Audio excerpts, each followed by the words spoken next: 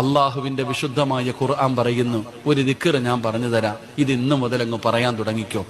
ഈ പറയുന്ന ദിക്ർ നിങ്ങൾ പറഞ്ഞ അള്ളാഹു നിങ്ങൾക്ക് നൽകിയ നിഅമത്ത് മരിക്കുന്ന കാലം വരെ നിലനിർത്തി തരും. അള്ളാഹു ഭാഗ്യം തരുമാറാകട്ടെ. ഇൻഷാല്ലാഹ് പറഞ്ഞൂടെ.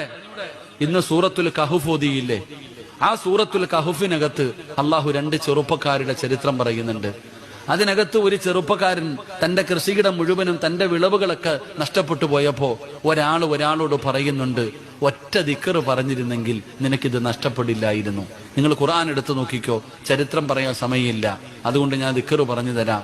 മാഷാ അല്ലാ പറഞ്ഞോ, മാഷാ അല്ലാ ലാ ഖുവത ഇല്ലാ ബില്ലാ. ഒന്ന് പറഞ്ഞേ. അത് ഓട്ടോയുടെ പുറകിൽ എഴുതി വെക്കാനുള്ളതല്ല, വണ്ടിയുടെ പുറകിൽ എഴുതി വെക്കാനുള്ളതല്ല. മാഷാ അല്ലാ ലാ ഖുവത ഇല്ലാ ബില്ലാ. വീട്ടിൽ കയറുമ്പോ പറയുന്നുണ്ടോ, വീട് നിലനിൽക്കും. കാറിൽ കയറുമ്പോ പറയുന്നുണ്ടോ, കാറ് നിലനിൽക്കും. കടയിൽ കയറുമ്പോ പറയുന്നുണ്ടോ, കട നിലനിൽക്കും. ജോലിക്ക് പോകുമ്പോ പറയുന്നുണ്ടോ, ജോലി നിലനിൽക്കും. മാഷാ അല്ലാ ലാ ഖുവത ഇല്ലാ ബില്ലാ. അള്ളാഹു നൽകിയ നിഅമത്ത് അള്ളാഹു നിലനിർത്തി തരുമെന്ന് നബിയുനാ റസൂലുള്ളാഹി സ്വല്ലല്ലാഹു അലൈഹി വസല്ലം. അള്ളാഹു നമുക്ക് ഭാഗ്യം നൽകുമാറാകട്ടെ.